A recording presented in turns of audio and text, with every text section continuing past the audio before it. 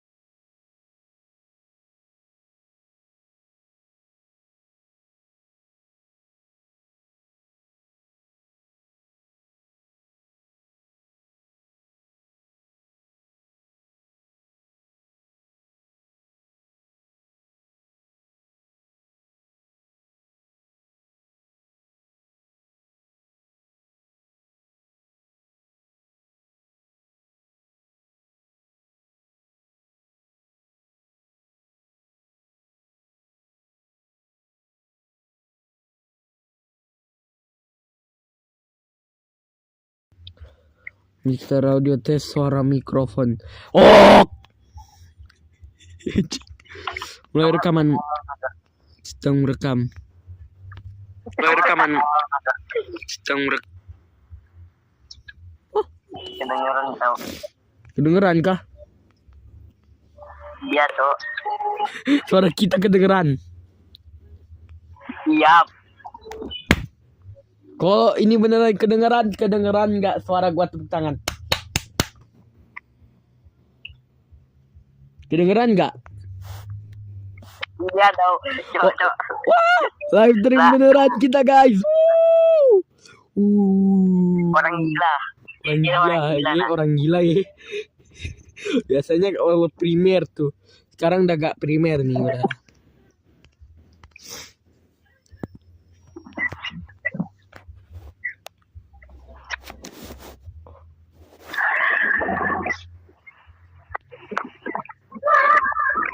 Suara apa tadi anjing?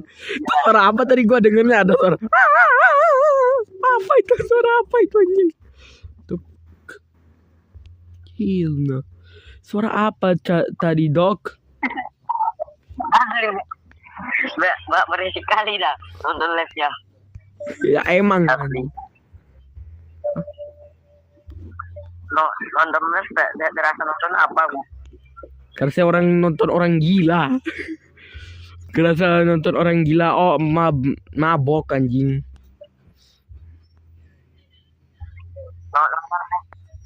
Nonton bokep anjing, masa nonton bokep? Lu aja nonton bokep sana. Lu aja nonton bokep. Lu aja anjing. Lu aja nonton bokep cok anjing. Lu aja no. Lu aja no. Nonton live sendiri kocak. Cuma nonton live sendiri. Biar lucu. Makasih Avatar 2D enggak. Gua gak bakal. Lucu kali ya kalau kita kasih banner Sheriffton anjing. Apa sekali?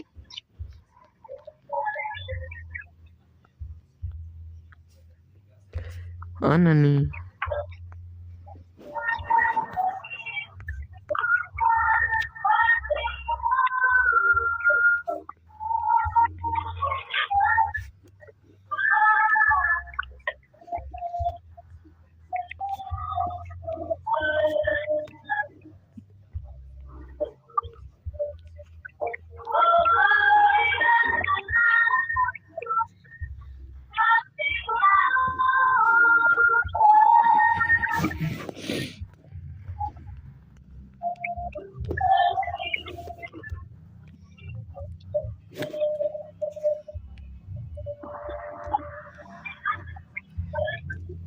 Tes. 1, 2, 3. Kedengeran nggak ya? Ya memang anjing ini kan live kita. Ya emang live siapa? Live Kai Senat anjing. Bayangin nih live Kai Senat anjir. Emang live Kai Senat gitu.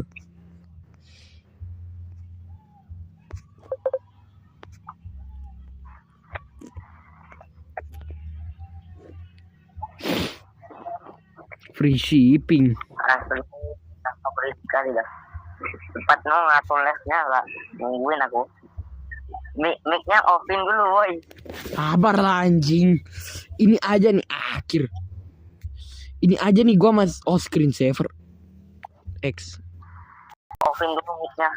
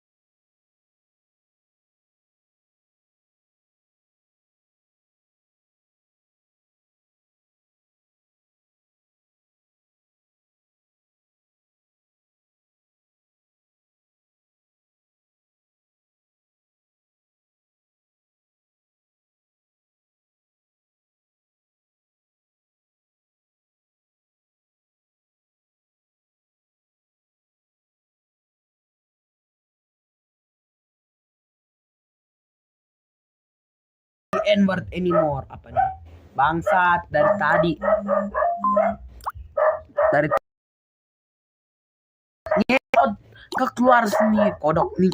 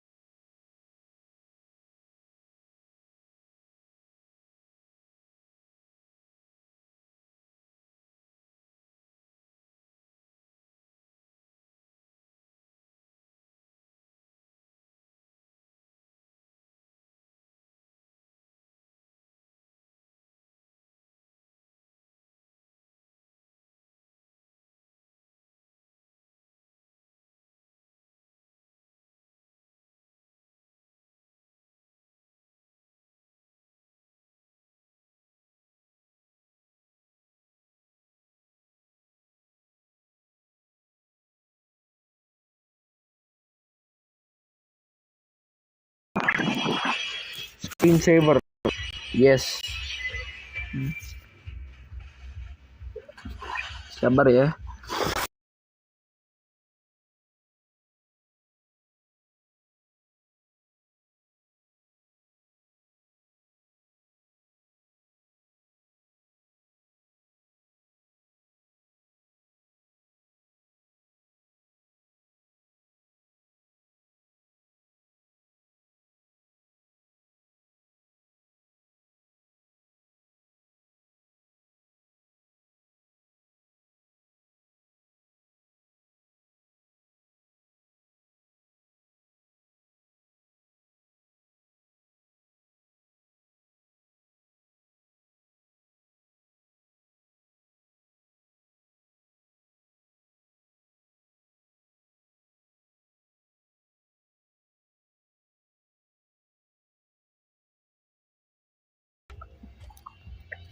Oke, kita kembali.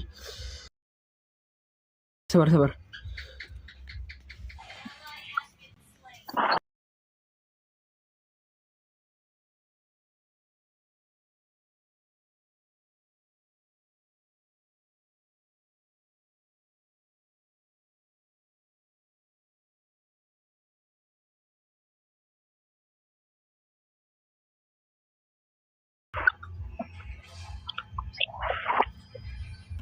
Dari tadi.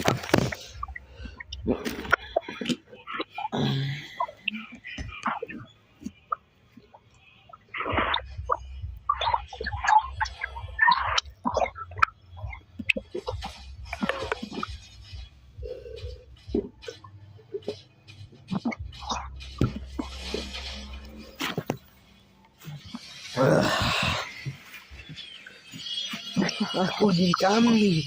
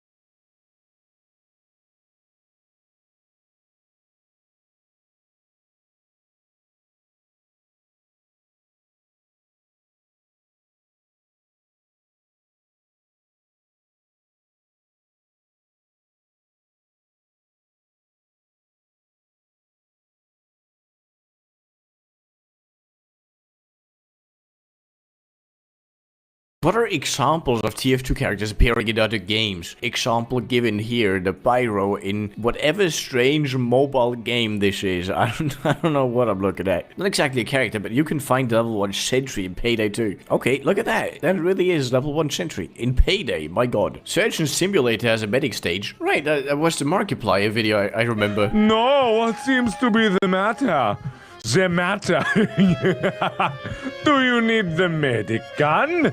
Oh, I can't use that? Oh, man! Dude, that was 12 years ago. God damn. Scout, now in Speedrunners. I'll be honest, I've never played that, but I think I've seen it in some, like, YouTube video before. Ah, of course. Henry Stickman. Who could forget? What are these? In Killing Floor? I've never played Killing Floor, dude. I just don't know which one it is. Skins. Ah, they're skins. I see. Alright, we had a Heavy in Sonic All-Stars. Racing Transformed. Let me see. Yeah, there he is. Sonic All-Stars Racing Transformed. Right, you can play as a Pyro, Spy, if you, like, switch to the plane, I think. Ah, so I guess you're like a team. So there's Pyro, Spy, and Heavy, as all three of them are so.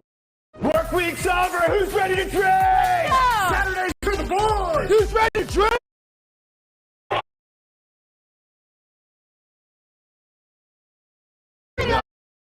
You're not taking my kid. No sense! Uh-oh, 3 days in a row. Monday Night Football! Who's ready to train? Nah, it's Monday, bro. That's on Tuesday! Who's ready to train? I'll just take a taco. It's hump day! Who's ready to train? It's Wednesday, bro. We're not drinking. Thursday! Who's ready to train? We're not drinking. Oh, baby, work week's over! Who's ready to train?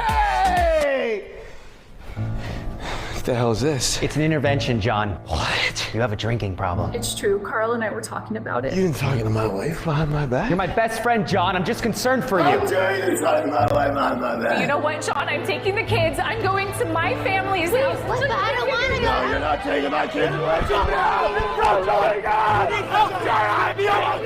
Kids! Work week's over! Who's ready to train? Alarm's ringing. You're late. Come on, come on, come on. The meeting moved. Dude, this is so cool. This is a TF2 weapon concept, I guess. The Turbo Extreme Spy Head melee weapon. Usable by medic, you get the Spy Head. You can obviously punch enemies to death, which makes the spy upset. You can just hold him. Whenever you hit, he gets Ubered for a split second. Right, yeah. He can say, kill me. To which medic responds later. When you hit a teammate, it makes them Ubered for 0 to 1 second every 2 to 3 seconds. Dude, there's a higher chance of a critical hit, but less damage, okay? And when the medic dies, Spy stays like this until the medic respawns. This is ridiculous. Can yell at other medics. Dude! My guess would be most of you would think that it references just this scene. Perfect. Kill me later. But there was actually a whole separate version for Meet the Medic, which was scrapped. With this part in it. Look at that. Kill me! Kill me! Kill me! Kill me! I'm trying. You're invincible. And that's why the, hitting gets him Ubered for a short time. Dude, this is so cool. Bagaimana reaksi dunia ketika Indonesia merdeka? Setelah Jepang menyerah kepada sekutu, Indonesia memproklamasikan kemerdekaannya pada 17 Agustus 1945. Namun, Belanda dengan tegas menolak mengakui kemerdekaan Indonesia dan menganggap wilayah ini masih bagian dari Hindia Belanda. Karena itu, Belanda melancarkan agresi militer untuk merebut kembali Indonesia. Sementara itu, negara Asia Tenggara melihat kemerdekaan Indonesia sebagai inspirasi bagi gerakan anti-kolonial. Vietnam bahkan memproklamasikan kemerdekaannya dari Prancis hanya beberapa minggu setelah Indonesia merdeka. Di Malaysia dan Singapura, banyak rakyat dan nasionalis Malaya juga mendukung Indonesia, meski pemerintah kolonial Inggris tetap membantu Belanda kembali ke Indonesia. Dukungan internasional juga datang dari Serikat Buruh. Di Australia dan India, buruh pelabuhan memboikot kapal Belanda yang membawa senjata dan logistik untuk merebut kembali Indonesia. Sementara itu, Amerika Serikat awalnya cenderung mendukung Belanda karena merupakan sekutu dekatnya di Eropa. Namun, Amerika kemudian menekan Belanda agar mengakui kemerdekaan Indonesia karena khawatir konflik berkepanjangan akan membuat Indonesia mendekat ke blok komunis.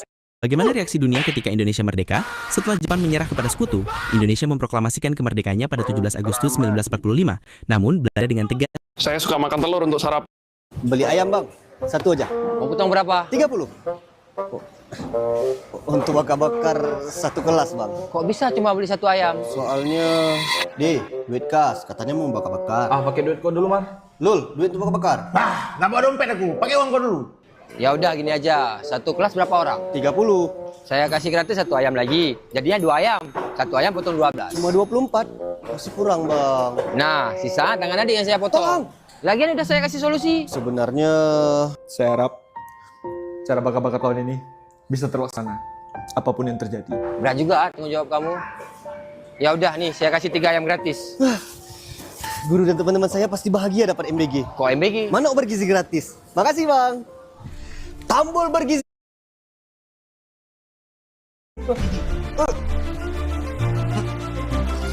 Who is the oldest main character in GTA 5? Starting with Franklin, who on the back of his Buffalo S has the license plate FC 1988, which actually means Franklin Clinton and then the year he was born, making him 38 today. But then there's Trevor, who surprisingly throughout the entirety of story mode doesn't reveal his age. And while he looks 80 from the copious amounts of drugs, we'll take his real life actor's age of 52. But then there's Unk. Michael has an entire family and is obviously a bit older, but after he fakes his death, if you look at his gravestone, it shows he was born in 1965, making him 61.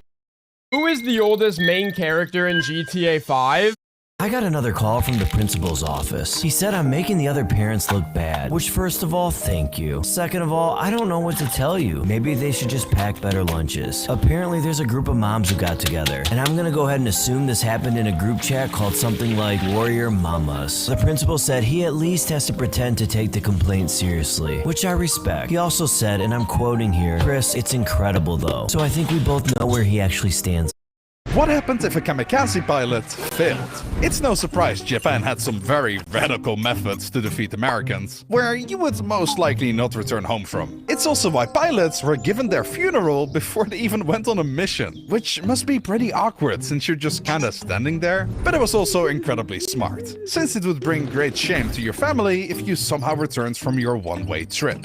So what happens if you returned? I'm not just saying that you chickened out, but what if, for example, the weather was so bad that a plane couldn't reach its goal? Returning for the first time wasn't that unusual. If anything, your commander is happy that you didn't waste your plane on nothing. But just because the weather was bad one time doesn't mean you're suddenly exempt from duty. The moment the sky cleared, you would go straight back into your plane. If you then again failed to do your job, your commander would start to get aggressive and probably start beating you up for it. By the third time, you are going to get your final warning.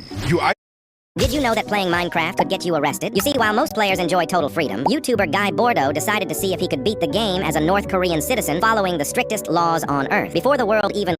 The fact that the spirit is in you. Who you talking to? What a man I was? Robbed people at gunpoint. Destroyed the... Welcome to my new house. Love the place, man. You gonna put up curtains right here? Yeah, I want to do something unique, though. I was thinking something like this. A swastika? Do you know how offensive that is? What's a swastika? The Nazi flag? What's a Nazi? Are you f***ing with me right now? Guess I didn't pay attention in history class. Even if you didn't pay attention, that is something you should know. Jeez, you don't gotta make me feel bad about it. Well, I gotta go. My girlfriend and I are going to the Civil Rights Museum. You know, I'm always hearing black people. Something is wrong with this image. That is a comically long arm. I know that's normal. Say that. It's not the clay down there, is it? Yeah, that's normal. There's some grass on the path. Is that impossible? That's normal. That naturally generates. That well looks so off on the far right. I know. That's what I was saying. The house behind the well has its logs pointing outward. Is that normal? Yeah, some of the houses can spawn like that. Can there not be melons? Well, I mean, melons can spawn in this. I have a feeling it's the melons. Something with the melons. Just in case, did you change the melon textures? The melon textures are correct. They're both the same on both sides. That is correct! What? Something is wrong with this image. Mike saw the exposed wires near the pool and knew someone could die. The electrical box was corroded, cables dangling inches from the water. One wrong step. What would Napoleon think of countries today? Germany would be the biggest surprise, as during his time it was split into dozens of different kingdoms, never expected to become the powerhouse of Europe. He would be absolutely fuming seeing Britain build the largest empire in history, but knowing it collapsed would be super satisfying for him. The United States would impress him the most, as it was just a struggling country during his time, yet it ended up becoming a global superpower. And finally, he would be deeply disappointed in France, as it lost its prestige and is now overshadowed by his biggest enemy. What would Napoleon think of countries? Homer spilled oil on the floor, hoping to injure himself and avoid work, but instead he slid straight into his boss's office. May I help you? Could you give me a little push in the opposite direction? Okay. Thank you.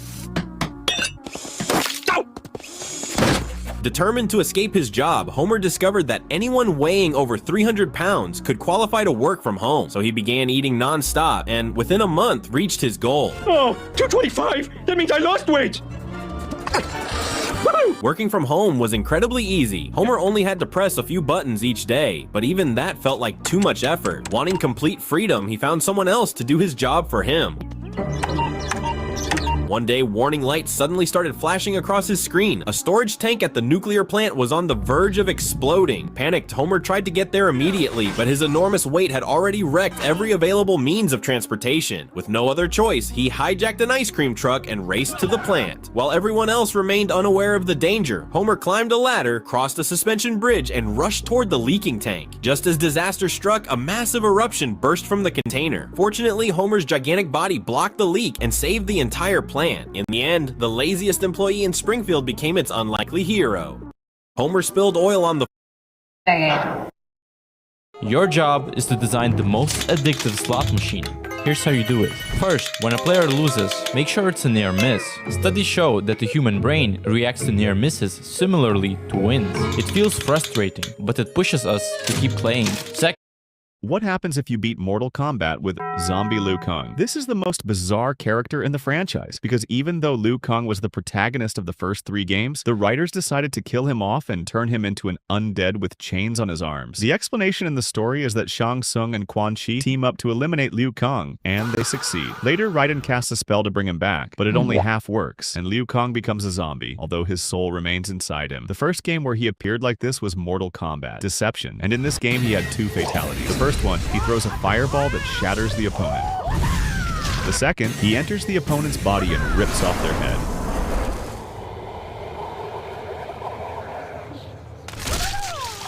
In this game, the final boss was Onaga, and after defeating him, you see the character's exclusive ending. And here, Liu Kang manages to regain his consciousness and stop being a zombie. But this character appears once again in Mortal Kombat: Armageddon, and this time his ending is even more bizarre. In this game, the final boss is Blaze, and after defeating him, Liu Kang's fate is revealed. He regains full consciousness and gains the power of a god. Then he confronts Raiden, who is his mentor, and he eliminates him. What happens if you beat Mortal Kombat with Zombie Liu Kang? How'd you get it? There was a like a little small robot, and it was Sailorman, the only survivor other than the other 2s from Server Blight Reflection, has made a new video regarding Server Blight. We meet Picnic, a friend of the already assimilated Sigismund, who was first introduced from the proxy creepypasta. He says that Sigismund is still playing, chatting him, and whispering to him in real life, assuming Server Blight does this to every victim's friends. After joining Sigismund in a custom map that's probably a community server, which leaves possibilities for custom game modes or even an encounter with admins, Server Blight is powerful enough to manipulate the game to show no players other than the 2. And at the end, Picnic was too emotional to escape. Sailorman, the only survivor other than the other 2s from Server Blight Reflection, has made... Oh, there's a little cutscene. That's cool. Ends the nightmare? Oh, I meant to shoot him? Oh! Oh! Right, I saved my past self from the cougar. Okay. There we go. Oh, he's so happy. Oh, there's a little cutscene. That's cool. Ends the nightmare? Oh, I meant to shoot him? Oh! Oh! Right, I saved my past self from the cougar. 5 times the Simpsons reference.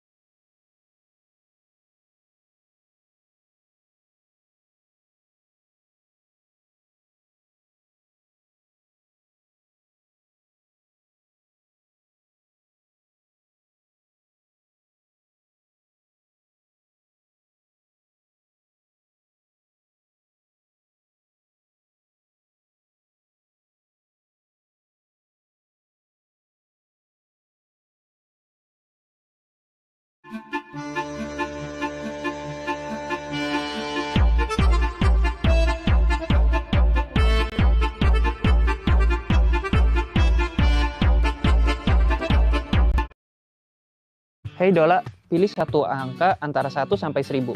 Aku pilih angka 742. Kalau gitu... Do you know which of the Team Fortress mercs is canonically named Jane? Or which two are officially father and son? Or which one has drunk so much alcohol that normal food makes his body think that it's been poisoned? Actually, you can probably guess that last one pretty easily. Let's dive into the real lives of the Team Fortress mercenaries, as revealed throughout the officially published comic strips, official trading cards, and other Valve published lore. Let's meet the real team. So firstly, some important context on what the story of Team Fortress 2 even is. Now, I'm not going to go into a lot of detail here, as by the developer's own admission, TF2's story is more convoluted than Half-Life or even Portals. But it is important to cover a few things so we can better understand just who these 9 people are and give some context to the important life events that we're going to talk about in this video. The blue team and the red team are actually 2 separate groups of mercenaries, both working for a company called TF Industries, unbeknownst to each other, and employed to fight each other repeatedly at the demands of the mysterious administrator, the same person whose voice we hear whilst playing the game. Despite the blue and red teams being canonically different people, the majority of Team Fortress story only focuses on one team and only ever really fleshes out the personalities and life of one of each merc. So for the sake of this video, we won't be talking about both scouts or both soldiers, etc. Just the scout and the soldier and so on. At a critical point in the story, the company that supplies the weapons to TF Industries and our mercs, Manco, gets taken over and set upon by the robots of man versus machine mode, ultimately leading to TF Industries being abandoned by the administrator, and the end of the fighting between the blue and the red mercs. The majority of the story from this point on then features Miss Pauling, the administrator's assistant, reuniting one set of our mercs, hunting down the robots and their creator, and fighting the Team Fortress Classic version of themselves and a horde of killer robots, in what ends in a massive cliffhanger we've now been waiting over 5 years to read the conclusion of. Now, as I said, that is an extremely short version, and I've purposely left out some key details and character names in an attempt to reduce confusion to anyone who might not be familiar with the story at all. But of course, if anyone is interested in a more comprehensive story overview or a video in the same style as this one focusing on the non-player characters of the TF2 universe, then please do let me know, and if there's enough interest, I would love to make those videos too. So with all of that out of the way, let's profile our mercs, starting with those that we know the least about and moving through to the juicier and juicier details. Perhaps unsurprisingly, the merc that we know the least about is of course Pyro. We don't know their name, heck, we don't even know their gender. With that said, Pyro is referred to several times as he, him, his, or sir in the comics, including by Miss Pauling, who is second in command at TF Industries, the company who employed Pyro in the first place, so if anyone knows Pyro's true identity, then it's going to be Pauling. But on the flip side, Soldier does at one point suggest that he had always had a suspicion that Pyro was a woman. And it's also worth noting that in the comics, we meet all 9 of the Team Fortress Classic mercs, and only one of them is ostensibly female. Pyro. And on the TF2 official website, official trading card, and the back of the NECA action figure box, Pyro's profile reads, "He's a fearsome, inscrutable, on-fire Frankenstein of a man. If he even is a man." Of course, Pyro's lack of clear identity is, ironically, part of Pyro's identity, and it seems unlikely that there will ever be any straight answers or smoking guns confirming who or what is underneath the mask. But believe it or not, that's not actually where Pyro's story ends in the comics. During a period between TF Industries being abandoned and Miss Pauling reuniting everyone, Pyro is found sitting as CEO at a successful company called Frontier Engineering, and is considered to be personally responsible for the company having a record quarter. Another interesting tidbit is the fact that Pyro genuinely appears to see the world in Pyrovision, as originally shown in the Meet the Pyro short, with multiple panels throughout the comics showing us the world through Pyro's eyes in the same bubblegum rainbow wonderland point of view. Next up is Heavy Weapons Guy. From the comics, we know that his name is Mikhail, or Misha as a nickname. Whilst Heavy is of course outwardly Russian, we learn from the comics that he's from Siberia, and his action figure box tells us specifically the Zhugzhur Mountains. Heavy loves his miniguns, and he's named them all, Sasha being his main one, Natasha, of course, being his best known other gun, but also Svetlana, Oksana, and Sheila. But despite being attached to his metal killing machines, he also shows a lot of compassion for his family. He lives with his mum and 3 sisters, Bronislava, Yana, and Zana, the latter of which we'll hear about a bit later. Engineer. Real name, Del Conacher, from the town of Bee Cave, Texas. Whilst many of our mercs might appear clever, but mostly insane, Engineer is the most genuinely intelligent, having no fewer than 11 PhDs. Whilst his personal history is never explored in great detail throughout the comics, his family are amongst the most important to the main storyline. We all know about Australium from the in-game universe, the extremely rare metal used to decorate sought-after expensive weapons. But Engineer's grandfather, Radigan Conacher, built a series of machines that use Australium as fuel to extend a person's life. And Del, our engineer, has continued that work, iterating and improving on the design during his time working for the administrator. Throughout the story of the comics, obtaining Australium and using it to extend life is the main plot point motivating the lead antagonist, as well as the other main non-player characters. If it wasn't for Engineer's grandfather, and in the present day period of the comics, Engineer himself, this motivation wouldn't even exist. So whilst our other mercs definitely get more screen time, Engineer is the most important merc when it comes to the underlying story. The Sniper. On the back of his NECA action figure, we find out that Sniper's real name is Mick Mundy. However, we find out in the course of the comics that his birth name is actually Mundy, in the same style as his parents' names Bill Bell and La Na. And perhaps most surprisingly of all, he's actually from New Zealand, which in the Team Fortress universe... Lu tahu nggak? Bayangin, kucing kalian punya kedai es krim kayak begini. Emang gemesin banget ya. He's actually from New Zealand, which in the Team Fortress universe is a sunken underwater world covered in a glass dome. With that said, Sniper is shown to have been blasted out of underwater New Zealand on a rocket whilst just a young baby, adopted by Australians and brought up in Australia. Miss Pauling also addresses Sniper's adoptive parents as Mr. and Mrs. Mundy, suggesting that Sniper's birth name being Mundy and adoptive surname being Mundy, making his name technically Mundy Mundy, is maybe just a happy little coincidence. The Spy. It goes without saying that we don't know a lot about Spy. Arguably more so than Pyro, a lack of identity is part of Spy's character. His name is unknown, and whilst of course being a spy he could be pretending to be French, his France origin is confirmed on the website and on the back of his action figure box, along with his ability to speak French, Spanish, and Catalan. As with Engineer, his personal history isn't much expanded on in the comics, but we do see a couple of interesting moments reinforcing his in-game character, such as a mention of his suit costing $10,000, and his teeth apparently housing a series of miniature items such as a full roast dinner. Spy often hints about having a more than friendly relationship with Scout's mother.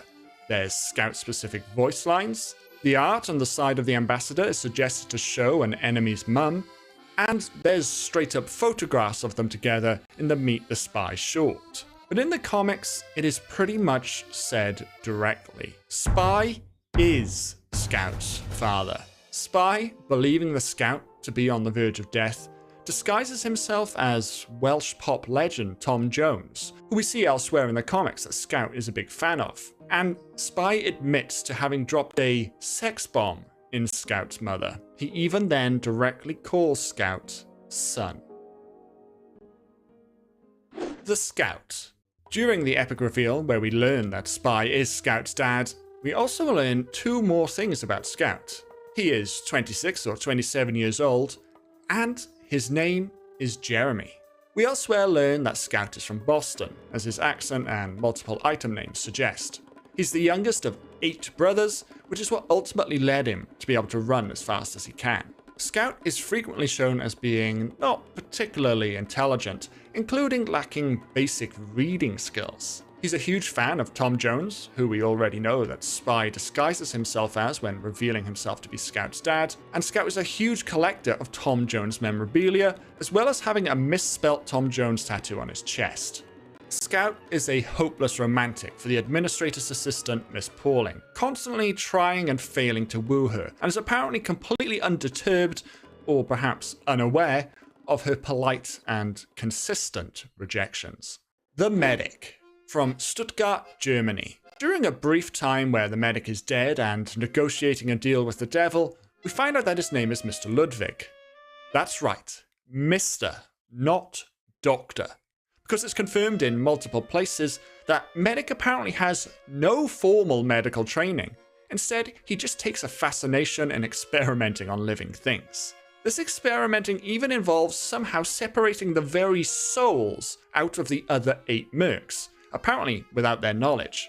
And this is what ultimately allows him to successfully trick the devil and come back to life after being very thoroughly killed by the Team Fortress Classic Heavy. Medic appears to have no real moral leaning towards nor against our mercs, and in fact, through much of the story, he's actually working against the rest of the team. But similarly, he does bring Sniper back from the dead by replacing his organs with those of various exotic animals. He brings a bunch of the other mercs back from the dead by simply squishing any old blood back inside them, and he does ultimately avenge his own murder by helping Heavy kill the Team Fortress Classic Heavy after having experimented on him by somehow surgically implanting a baboon uterus inside of him. The Demo Man. Full name, Tavish Finnegan de Groot. Place of origin, Ullapool, Scotland. Demo Man is one of the more fleshed out characters in the TF2 comic series, with his background not just explored a little during the main series, but also featuring heavily in the Halloween event spin-offs. We know how Demo Man lost his eye. At 7 years old on Halloween night, he goes to work for none other than Marasmus, the wizard who haunts Ghost Fort during in-game events. Whilst working there that night, Demo Man is spoken to by the magical Bominomicon, the book, which is also a reoccurring Halloween in-game character. Demo is tricked into opening the book, he gets his eye haunted by the trickster spirit of the magical book, and thus Monoculus is formed. That's right, Monoculus is Demo Man's haunted, missing eye. However, during the course of the mainline comics, Medic reveals that he has grown Demo Man's eye back no fewer than 8 times, but something haunted always happens, leading them to conclude that it's the eye socket which is haunted, not the eye itself. On his trading card, which released all the way back in 2008, it stated that a failed plan to blow up the Loch Ness Monster at the age of 6 led to the death of his natural parents. However, on the official website, this sentence is changed to say it caused the death of his original adoptive parents, and this page doesn't appear to have been updated since at least 2011. However, the box for his 2013 NECA action figure, which for all the other mercs usually has exactly the same or similar text as the trading card and official website, makes no mention of this at all, suggesting a possible retcon to the parenticide, accidental or otherwise. And indeed, in the comics, whilst Demo Man's dad is confirmed to be dead, we do meet his mum several times, who could, of course, plausibly be an adoptive mother. Well, a second adopted mother, if the official website text is to be taken as fact. But either way, we do learn that he lives with his mum and that working jobs and making money is apparently very important to her. And even though they live in a massive futuristic mansion and Demo Man earns over $5 million a year, she still thinks he should be working harder. And of course, we can't forget Demo Man's other dear loving relationship. Alcohol. At one point in the comics, Demo is fed normal food and kept off alcohol for a period of time, which leads his body to start reacting like it's been poisoned. But fear not, because his consistent drinking from an apparently young age enabled his body to react appropriately, with his organs seemingly under their own steam, converting his stomach into a distillery and fermenting bone marrow, thus giving him a high enough blood alcohol level to start poisoning the robots who are attacking him. It wouldn't be Team Fortress without amazing nuggets of trivia like that. The Soldier. Throughout the comics, Soldier is regularly referred to as Mr. Jane Doe. For those unaware, Jane Doe is the name typically given to an unidentified female corpse. Now, obviously Soldier is not an unidentified female corpse, but he is shown throughout the comics to be consistently the stupidest of our mercenaries, leaving it completely open to possibility that he has somehow mistaken Jane Doe as being his own name, even though it might not be. Despite this outward stupidity, Soldier shows an impressive ability to acquire jobs, and at various points is apparently a sergeant, a barrister, a priest in at least one state, a qualified exorcist in Guam, a public defender, a tour guide of celebrity homes, and winner of a nose-picking contest. Soldier has a more than business relationship with more characters than any of the other mercs. Firstly is the wizard Marasmus, who Soldier is revealed to have been roommates with. In a series of bizarre stunts, including inadvertently getting Marasmus's castle turned into a raccoon sanctuary, Marasmus ends up moving in with the real Tom Jones, only for Soldier to show up on the aforementioned Celebrity Homes tour and kill Tom Jones, framing Marasmus in the process. Soldier also meets and seemingly instantly falls in love with one of Heavy's sisters, Zana. Soldier and Zana's escapades form one of the main subplots throughout comics 3 through 6, and presumably 7 should it ever be released. They start by immediately making love as soon as they meet, separating from the main squad and infiltrating an enemy base, breaking out of interrogation, apparently get engaged, get naked, covered head to toe in honey, and bare-knuckle fight a horde of killer robots. Zana intimidates Miss Pauling for ogling Soldier, and, rather fittingly, the last panel we see them in together is alongside Pauling, Saxton Hale and his partner Maggie, the rest of the mercs except Engineer, and a recently delivered baby baboon. So there we are, those are our mercs. But as I said at the start, there's plenty of other characters like the Administrator, Miss Pauling, Saxton Hale and his whole story arc, as well as the entire Man family, whose namesake is Manco, that we hardly touched on at all. So if you think you'd like another Meet the Real episode, focusing on the side characters, then please do let me know in the comments below. And whilst you're there, why not tell